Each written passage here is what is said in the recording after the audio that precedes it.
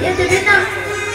আমি জানবো যে আমার প্রজাগণ সবাই সুখে আছে, সবাই আনন্দে আছে, সবাই খুব ভালো আছে। কিন্তু কিন্তু বলতে পারো আমার শেষের দিনে কে